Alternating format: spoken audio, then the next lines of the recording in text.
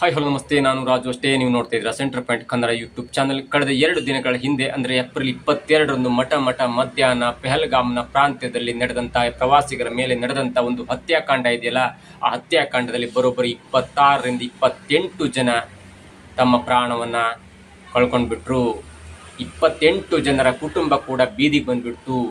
ಅದಾದ ನಂತರ ಸೀಡನ್ನು ತೀರಿಸಿಕೊಳ್ಳಲೇಬೇಕೆನ್ನುವ ಒಂದು ದೃಷ್ಟಿಯಲ್ಲಿ ಭಾರತ ಸರ್ಕಾರ ಕೂಡ 4-5 ನಿರ್ಣಯವನ್ನು ಕೈಗೊಂಡು ಪಾಕಿಸ್ತಾನವನ್ನು ಅಕ್ಷರಶಃ ಮರುಭೂಮಿಯನ್ನಾಗಿ ಮಾಡಲಿಕ್ಕೆ ಅಥವಾ ಪಾಕಿಸ್ತಾನವನ್ನು ಮಟಾಸ್ ಮಾಡಲಿಕ್ಕೆ ಅಥವಾ ಪಾಕಿಸ್ತಾನವನ್ನು ಬೀದಿಗೆ ತರಲಿಕ್ಕೆ ಹೊರಟು ನಮ್ಮ ಕೇಂದ್ರ ಸರ್ಕಾರ.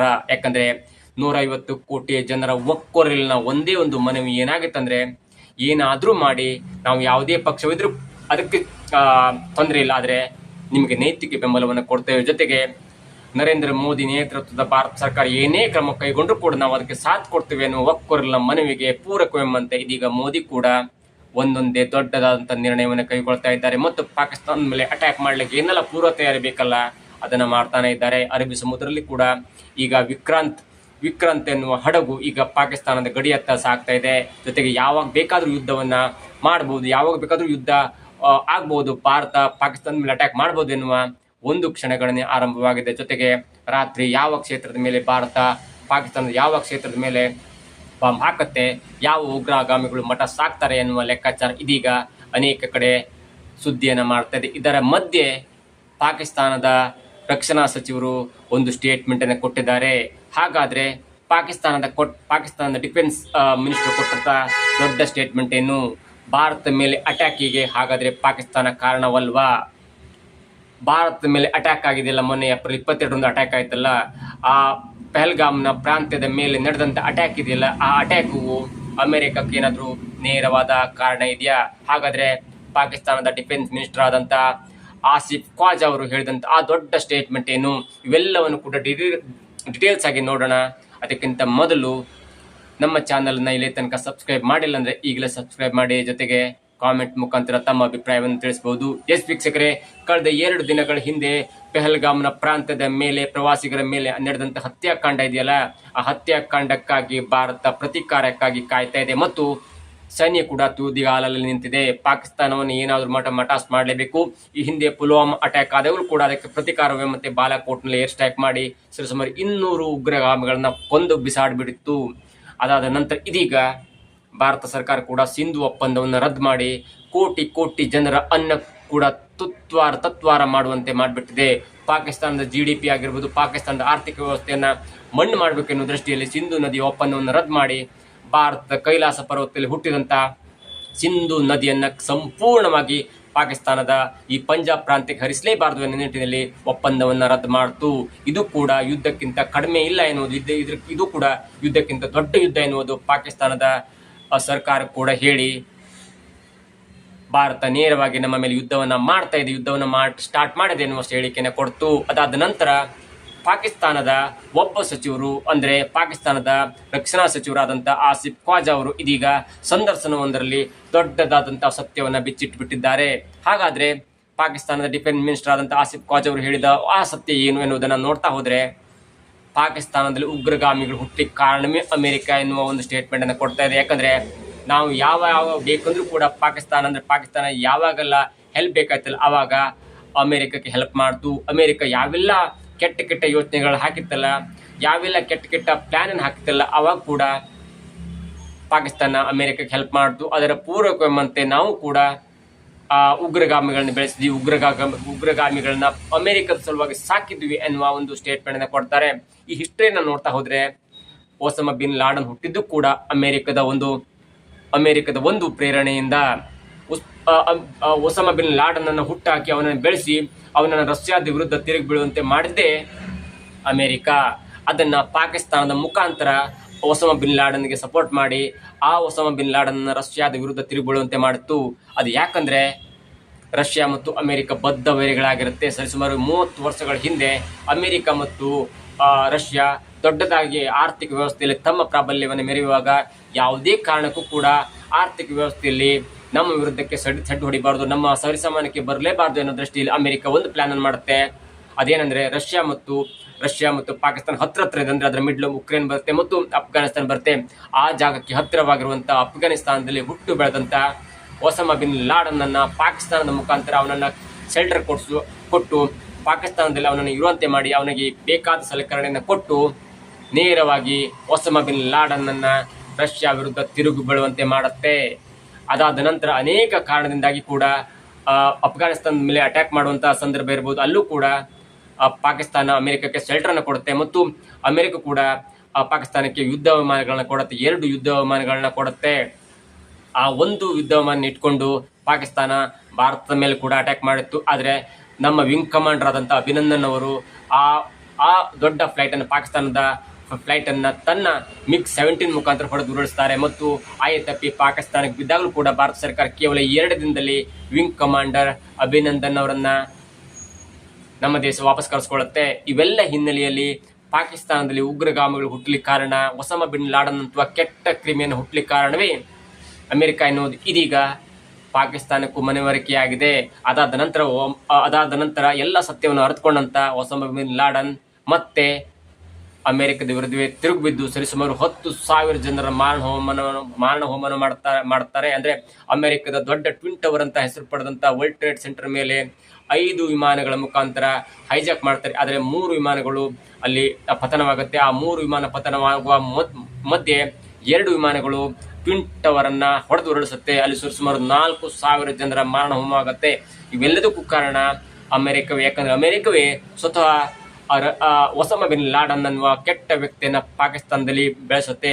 ಪಾಕಿಸ್ತಾನ ಕೂಡ ಅಮೆರಿಕ ನನಗೇನು ಹೆಲ್ಪ್ ಮಾಡುತ್ತೆ ಅನ್ನೋ ದೃಷ್ಟಿಯಲ್ಲಿ ಉಗ್ರವಾದಿಗಳನ್ನ ಬೆಳೆಸ್ತಾನೆ ಇರುತ್ತೆ ಮತ್ತು ಪಾಕಿಸ್ತಾನ ಎಲ್ಲೆಲ್ಲಿ ಯಾವೆಲ್ಲ ಕಾರಣಗಳಿಗಾಗಿ ಅಥವಾ ಯಾವೆಲ್ಲ ಪ್ರಾಂತ್ಯಕ್ಕಾಗಿ ಅದು ಯಾವೆಲ್ಲ ದೇಶ ಮೇಲೆ ಅಟ್ಯಾಕ್ ಮಾಡುವ ಸೂಚನೆಯನ್ನು ಕೊಡುತ್ತಲ್ಲ, ಅವು ಕೂಡ ಅಮೆರಿಕ ಹೇಳಿದಂತೆ ಪಾಕಿಸ್ತಾನ ಕೂಡ ಕೇಳಿ ಇದೀಗ ಪಾಕಿಸ್ತಾನ ಬರ್ಬಾದ್ ಆಗುವಂತ ಪರಿಸ್ಥಿತಿ ಬಂದಿದೆ. ಅದೇ ಕಾರಣಕ್ಕಾಗಿ ಕೂಡ ಒಸಾಮಾ ಬಿನ್ ಲಾಡನ್ ಎಲ್ಲ ಸತ್ಯವನ್ನು ಅರಿತುಕೊಂಡಂತೂ ಒಸಾಮಾ ಬಿನ್ ಲಾಡನ್ ಕೊನೆಗೆ ಅಮೆರಿಕ ವಿರುದ್ಧ ತಿರುಗಿಬಿದ್ದು ಸರಿಸುಮಾರು 4,000 ಜನರ ಮಾರಣ ಹೋಮವನ್ನು ಮಾಡ್ತಾನೆ. ಅದಾದ ನಂತರ ಅಮೆರಿಕ ತಿರುಗಿ ಬಿದ್ದು ಮತ್ತೆ ಪಾಕಿಸ್ತಾನದ ಹೆಲ್ಪ್ ಅನ್ನು ಕೇಳಿಕೊಂಡು ಪಾಕಿಸ್ತಾನದ ನೆಲೆಯಲ್ಲಿ ಬಂದು ಪಾಕಿಸ್ತಾನದ ವಾಯುನೆಲೆಯಲ್ಲಿ ಅಕ್ಕಪಕ್ಕ ಒಂದು ಸ್ಥಳವನ್ನು ನಿಗದಿಪಡಿಸಿ ಮತ್ತೆ ಒಸಾಮಾ ಬಿನ್ ಲಾಡನ್ ಎನ್ನುವ ಕ್ರಿಮಿಯನ್ನು ಹೊಡೆದಾಕ್ಬಿಡುತ್ತೆ. ಇವೆಲ್ಲದಕ್ಕೂ ಕೂಡ ಪಾಕಿಸ್ತಾನ ಒಂಥರ ಜೋಕರ್ ತರದಲ್ಲಿ ಯೂಸ್ ಆಗುತ್ತೆ.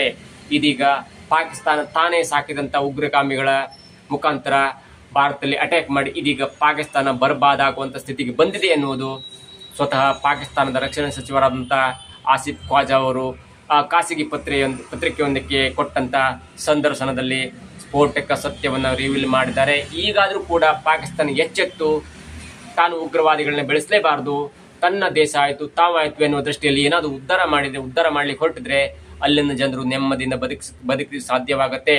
ಅದನ್ನು ಬಿಟ್ಟು ಅಕ್ಕಪಕ್ಕ ದೇಶಗಳ ನೆಮ್ಮದಿ ಹಾಳು ಮಾಡಬೇಕು, ಅಕ್ಕಪಕ್ಕ ದೇಶದವರನ್ನ ಸಂಸ್ಕೃತಿ ಹಾಳು ಮಾಡಬೇಕು, ಎಲ್ಲರೂ ಕೂಡ ಮುಸ್ಲಿಂ ದೇಶವಾಗಬೇಕು ಅನ್ನೋ ದೃಷ್ಟಿಯಲ್ಲಿ ತಮ್ಮ ದೇಶದ ಸಂಸ್ಕೃತಿಯನ್ನು, ತಮ್ಮ ಕರ್ಮಠ ಸಂಸ್ಕೃತಿಯನ್ನು ಬೇರೆಯವರ ಮೇಲೆ ಹೇರ್ಲಿಕ್ಕೆ ಹೋದ್ರೆ ಈಗಿರುವ ಪಾಕಿಸ್ತಾನ ರೋಡಿಗೆ ಬಂದು ಊಟಕ್ಕೂ ಕೂಡ ತತ್ವಾರ ಅನುಭವಿಸಬೇಕಾದಂಥ ಪರಿಸ್ಥಿತಿ ಮುಂದೆ ಎದುರಾದರೂ ಈಗ ಸಂಶಯವಿಲ್ಲ. ಯಾಕಂದ್ರೆ ಈಗಾಗಲೇ ಭಾರತ ಪಾಕಿಸ್ತಾನದ ಮೇಲೆ ದೊಡ್ಡ ಯುದ್ಧವನ್ನು ಘೋಷಣೆ ಮಾಡಾಗಿದೆ. ಅರ್ಧಕ್ಕರ್ಧ ಪಾಕಿಸ್ತಾನ ನೀರಿಲ್ಲದೆ ಬಣಗೂಡಬೇಕಾದಂಥ ಮರುಭೂಮಿ ಆಗಬೇಕಾದಂಥ ಪರಿಸ್ಥಿತಿ ಈಗಲೂ ಕೂಡ ಬಂದು ಒದಗಿದೆ. ಯಾಕಂದ್ರೆ ಮೊನ್ನೆ ಕೈಗೊಂಡಂತ ಈ 1966 ಸಿಂಧು ಒಪ್ಪಂದವನ್ನು ರದ್ದು ಮಾಡಿ ಬಿಸಾಡಿದೆ. ಅದಾದ ನಂತರ ಇದೀಗ ಅದರೆಲ್ಲದರಿಂದ ಪರಿಣಾಮವನ್ನು ಎದುರಿಸಬೇಕಾಗಿ ಬಂದಂತ ಪಾಕಿಸ್ತಾನದ ರಕ್ಷಣಾ ಸಚಿವರು ಕೂಡ ಕೊಟ್ಟಂತ ಸ್ಟೇಟ್ಮೆಂಟ್ ಇದೆಯಲ್ಲ, ಅವರು ಅಮೆರಿಕದ ಮೇಲೆ ಮಾತ್ರ ಹೇಳ್ತಾ ಇಲ್ಲ, ಗೋಬೀಕರಿಸ್ತಾ ಇಲ್ಲ, ಜೊತೆಗೆ ಬ್ರಿಟನ್ ಮೇಲೆ ಕೂಡ ಗೋಬೀಕರಿಸ್ತಾ ಇದ್ದಾರೆ. ದೊಡ್ಡ ದೊಡ್ಡ ಶ್ರೀಮಂತ ರಾಷ್ಟ್ರಗಳು ನಮ್ಮನ್ನ ಯೂಸ್ ಮಾಡಿಕೊಂಡು ಹಾಗಾಗಿ ನಮ್ಮ ದೇಶದಲ್ಲಿ ಉಗ್ರಗಾಮಿಗಳು ಬೆಳೀಲಿಕ್ಕೆ ಕಾರಣವಾಯಿತು ಎನ್ನುವ ಪರೋಕ್ಷ ಹೇಳಿಕೆಯನ್ನ ಕೊಟ್ಟಿದ್ದ ಕಾರಣವನ್ನು ನೋಡ್ತಾ ಇದ್ರೆ ಅದೇ ಉಗ್ರವಾದಿಗಳು ಇದೀಗ ಭಾರತದ ಮೇಲೆ ಅಟ್ಯಾಕ್ ಮಾಡಿ ಪೆಹಲ್ಗಾಮ್ನ ಪ್ರವಾಸಿಗರ ಮೇಲೆ ಅಟ್ಯಾಕ್ ಮಾಡಿ 28 ಜನರನ್ನ ಹತ್ಯಾಕಾಂಡ ಮಾಡಿದ್ರ ಹಿಂದೆ ಈ ಹಿಸ್ಟ್ರಿಯನ್ನು ನೋಡ್ತಾ ಇದ್ರೆ ಎಲ್ಲ ಉಗ್ರವಾದಿಗಳು ಬೆಳಲಿಕ್ಕೆ ಅಮೆರಿಕವೇ ನೇರವಾದ ಕಾರಣ ಎನ್ನುವುದು ಇದೀಗ ಸಾಬೀತಾಗ್ತಿದೆ. ಭಾರತ ಬೆಳೀತಾ ಇದೆ, ಚೀನಾ ಕೂಡ ಅಮೆರಿಕಕ್ಕೆ ದೊಡ್ಡ ಪೈಪೋಟನ್ನು ನೀಡುತ್ತಿದೆ. ಹಾಗಾಗಿ ಚೀನಾವನ್ನು ಎದುರಿಸಬೇಕಂದ್ರೆ ಅಮೆರಿಕಕ್ಕೆ ಭಾರತ ಸಾಥ್ ಬೇಕಾಗತ್ತೆ. ಯಾಕಂದ್ರೆ ಚೀನಾ ಅಮೆರಿಕ ಪಾಕಿಸ್ತಾನ ಮೇಲೆ ಬಂದು ಅಲ್ಲಿ ನೆಲೆಯೂರಿ ಚೀನಾದ ಮೇಲೆ ಅಟ್ಯಾಕ್ ಮಾಡಲಿಕ್ಕೆ ಪಾಕಿಸ್ತಾನವನ್ನು ಈಗ ಅಮೆರಿಕ ನಂಬುವಂತ ಪರಿಸ್ಥಿತಿಯಲ್ಲಿ ಇಲ್ಲ. ಜೊತೆಗೆ ಪಾಕಿಸ್ತಾನ ಮತ್ತು ಚೀನಾ ಅತ್ಯುತ್ತಮ ಸಂಬಂಧವನ್ನು ಹೊಂದಿದೆ. ಹಾಗಾಗಿ ಏನಾದರೂ ಚೀನಾದ ಮೇಲೆ ಸ್ವಲ್ಪ ಒತ್ತಡವನ್ನು ಹೇರಬೇಕು, ಚೀನಾವನ್ನು ನಿಗ್ರಹ ಮಾಡಬೇಕು, ಅಥವಾ ಚೀನಾದ ಮೇಲೆ ಅಟ್ಯಾಕ್ ಮಾಡಬೇಕು, ಅಥವಾ ಚೀನಾವನ್ನ ಸ್ವಲ್ಪ ಬಗ್ಗಿಸ್ಬೇಕು ಅನ್ನೋ ದೃಷ್ಟಿಯಲ್ಲಿ ಏನಾದರೂ ಒಂದು ಪ್ಲಾನ್ ಇದ್ರೆ ಅದು ಭಾರತವನ್ನ ಚೆನ್ನಾಗಿ ಇಟ್ಕೊಳ್ಬೇಕು ಎನ್ನುವ ಮನವರಿಕೆ ಇದೀಗ ಆಗಿದೆ. ಆದರೆ ಈ ಹಿಂದೆ ಪ್ರಧಾನಮಂತ್ರಿ ಮೋದಿಯವರನ್ನೇ ಕೂಡ, ಅಂದ್ರೆ ಆಗ ಮುಖ್ಯಮಂತ್ರಿ ಆಗಿದ್ದ ಮೋದಿಯವರನ್ನೇ ಕೆಲವೊಂದು ಕಾರಣಗಳಿಂದಾಗಿ ಅವರಿಗೆ ವೀಸಾ ಕೂಡ ಕೊಟ್ಟಿರಲಿಲ್ಲ. ಆದರೆ ಇದೀಗ ಮೋದಿ ಕರೆದಾಗ ಅಮೆರಿಕದ ಅಧ್ಯಕ್ಷರು ಬರುವಂತ ಪರಿಸ್ಥಿತಿ ಈಗ ನಿರ್ಮಾಣವಾಗಿದೆ. ಭಾರತ ಸರ್ಕಾರ, ಅದು ಯಾವುದೇ ಸರ್ಕಾರ ಆಗಿರ್ಬೋದು, ಕಾಂಗ್ರೆಸ್ ಇರ್ಬೋದು ಅಥವಾ ಬಿಜೆಪಿ ಆಗಿರ್ಬೋದು, ಅಷ್ಟು ದೊಡ್ಡ ಮಟ್ಟಿನ ಯಶಸ್ಸನ್ನು ಕಂಡಿದೆ ಮತ್ತು ಭಾರತ ಇದೀಗ ಡೆವಲಪ್ಮೆಂಟ್ ಆಗ್ತಿದೆ. ಹಾಗಾಗಿ ಒಂದ್ ಕಡೆ ಚೀನಾ ಡೆವಲಪ್ಮೆಂಟ್ ಆಗಿ ಹೋಗಿದೆ, ಒಂದ್ ಕಡೆ ರಷ್ಯಾ ಡೆವಲಪ್ಮೆಂಟ್ ಆಗಿದೆ, ಮತ್ತೊಂದು ಕಡೆ ಭಾರತ ಕೂಡ ಇದೀಗ ಅಭಿವೃದ್ಧಿ ಹೊಂದ್ತಾ ಇದೆ. ಹಾಗಾಗಿ ರಷ್ಯಾ ಮತ್ತು ಚೀನಾವನ್ನ ಬಗ್ಗು ಬಡಿಬೇಕು, ಅವರನ್ನ ಕಂಟ್ರೋಲಲ್ಲಿ ಇಟ್ಕೊಳ್ಬೇಕಂದ್ರೆ ಭಾರತವೇ ಅದಕ್ಕೆ ಮುಖ್ಯ ಕಾರಣ. ಭಾರತ ಹೆಲ್ಪ್ ಇಲ್ಲದೆ ನಾವು ಚೀನಾ ಮತ್ತು ರಷ್ಯಾದ ಮೇಲೆ ಅಟ್ಯಾಕ್ ಮಾಡ್ಲಿಕ್ಕೆ ಆಗಲ್ಲ ಮತ್ತು ಅವನ್ನ ಬಗ್ಗು ಬಡಿಲಿಕ್ಕಾಗಲ್ಲ ಎನ್ನುವ ಒಂದು ಮನಸ್ಥಿತಿಯಿಂದ ಇದೀಗ ಭಾರತಕ್ಕೆ ಕೆಟ್ಟದನ್ನ ಬಯಸ್ತಾ ಇದ್ದಂತ ಅಮೆರಿಕ ಈಗ ಭಾರತದ ಬಕೆಟ್ ಹಿಡಿತಾ ಇದೆ ಎನ್ನುವುದು ಮೇಲ್ನೋಟಕ್ಕೆ ಕಂಡು ಬರ್ತಾ ಇದೆ. ಈ ಹಿಂದೆ ಅನೇಕ ಕಾರಣಗಳಿಂದಾಗಿ ಭಾರತಕ್ಕೆ ಅನೇಕ ಬಾರಿ ಸೆಟ್ ಹೊಡೆದಂಥದ್ದು ಅಮೆರಿಕ. ಯಾಕಂದ್ರೆ ಪೋಖ್ರಾನ್ ಅಣುವಸ್ತ್ರ ಪರೀಕ್ಷೆ ಮಾಡಿದಾಗಲೂ ಕೂಡ ಭಾರತವನ್ನು ಬಹಿಷ್ಕಾರ ಮಾಡಿತು ಅಮೆರಿಕ. ಆದರೆ ಇದೀಗ ಭಾರತ ತುಂಬಾ ಡೆವಲಪ್ ಆಗಿದೆ, ಜೊತೆಗೆ ಅಭಿವೃದ್ಧಿಯನ್ನು ಕಂಡಿದೆ. ಹಾಗಾಗಿ ಈಗ ಭಾರತದ ವಿರುದ್ಧವಾಗಿ ಯಾವುದೇ ನಿರ್ಣಯವನ್ನು ಕೈಗೊಳ್ಳಲಿಕ್ಕೆ ಹಿಂಜರಿತಾ ಇದೆ.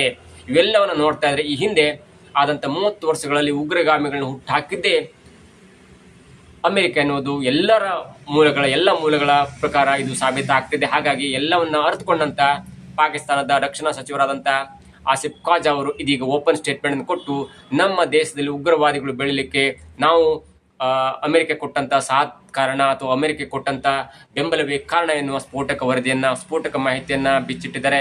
ಇವೆಲ್ಲವನ್ನ ನೋಡ್ತಾ ಇದ್ರೆ ಅದೇ ಉಗ್ರಗಾಮಿಗಳು ಅಮೆರಿಕ ಪಾಕಿಸ್ತಾನದಲ್ಲಿ ಬೆಳೆಸಿದಂತ ಉಗ್ರವಾದಿಗಳು ಇದೀಗ ಭಾರತದ ಮೇಲೆ ಅಟ್ಯಾಕ್ ಮಾಡಿದ್ ನೋಡ್ತಾ ಇದ್ರೆ ಪರೋಕ್ಷವಾಗಿ ಪೆಹಲ್ಗಾಮ್ನ ಪ್ರಾಂತ್ಯದ ಮೇಲೆ ಅಟ್ಯಾಕ್ ಮಾಡಿ 28 ಜನರನ್ನ ಬಲಿ ತೆಗೆದುಕೊಂಡ್ರಲ್ಲ, ಅದರ ಹಿಂದಿನ ಒಂದು ಕೆಟ್ಟ ಶಕ್ತಿ ಅದು ಯಾವುದಂದ್ರೆ ಅಮೆರಿಕ ಎನ್ನುವುದು ಇದೀಗ ಎಲ್ಲರ ಮನಸ್ಸಲ್ಲೂ ಕಾಡ್ತಾ ಇದೆ. ಆದ್ರೆ ಈಗ ಅಮೆರಿಕ ಭಾರತ ಪರವಾಗಿದೆ. ಆದ್ರೆ ಈ ಹಿಂದೆ ಅವರೇ ಹುಟ್ಟಿಸಿದಂತ, ಅವರೇ ತಯಾರು ಮಾಡಿದಂತ ಈ ಉಗ್ರಗಾಮಿಗಳ ಕಾರ್ಖಾನೆ ಇದೆಯಲ್ಲ, ಆ ಕಾರ್ಖಾನೆಯಿಂದ ಪದೇ ಪದೇ ರಕ್ತ ಪಿಪಾಸಿಗಳು ಹುಟ್ಟುತ್ತಾನೆ ಇದ್ದಾರೆ. ಅವರು ಮುಂದುವರಿದ ಭಾಗವೇ ಈಗ ಭಾರತದ ಮೇಲೆ, ಅಂದ್ರೆ ಪೆಹಲ್ಗಾಮ್ನ ಮೇಲೆ ಅಟ್ಯಾಕ್ ಮಾಡುತ್ತಾ ಇರುವುದನ್ನು ನೋಡಿದ್ರೆ ತಾನು ಮಾಡಿದಂತ ಕಾರ್ಖಾನೆಯಿಂದ ಇದೀಗ ಒಂದೊಂದೇ ಸತ್ಯಗಳು ಹೊರಗೆ ಬರ್ತಾ ಇದೆ ಅನ್ನೋದು ಪಾಕಿಸ್ತಾನಕ್ಕೂ ಕೂಡ ಮನವರಿಕೆ ಆಗಿದೆ. ಅದಾದ ನಂತರ ಅಮೆರಿಕ ಕೂಡ ಮನವರಿಕೆ ಆಗಿದೆ. ಹಾಗಾಗಿ ಇದೀಗ ಅನಿವಾರ್ಯವಾಗಿ ಅಮೆರಿಕ ಭಾರತದ ಬೆಂಬಲಕ್ಕೆ ನಿಂತಿದೆ ಅನ್ನೋದು ಮೇಲ್ನೋಟಕ್ಕೆ ಕಂಡು ಬರ್ತದೆ. ಏನೇ ಆಗಲಿ, ಪಾಕಿಸ್ತಾನ ಇನ್ನು ಮುಂದಾದ್ರೂ ಕೂಡ ಉಗ್ರಗಾಮಿಗಳನ್ನ ಮಟ್ಟ ಹಾಕು ಯಾವ ದೇಶದ ಮಾತನ್ನು ಕೇಳಿ ತಾನು ಬರ್ಬಾದ್ ಆಗ್ಲೇಬಾರದು ಎನ್ನುವುದು ಅನೇಕರ ಅಭಿಪ್ರಾಯವಾಗಿದೆ. ಏನಾದರೂ ಒಳ್ಳೆಯ ನಿರ್ಣಯವನ್ನೇ ಕೈಗೊಂಡು ಪಾಕಿಸ್ತಾನವನ್ನ ಇನ್ನು ಮುಂದಾದ್ರೂ ಉದ್ಧಾರ ಮಾಡುವ ನಿಟ್ಟಿನಲ್ಲಿ ಪಾಕಿಸ್ತಾನ ಕ್ರಮವನ್ನು ಕೈಗೊಂಡ್ರೆ ಅದಕ್ಕೆ ಭಾರತ ಕೂಡ ಸಪೋರ್ಟ್ ಮಾಡಬಹುದು.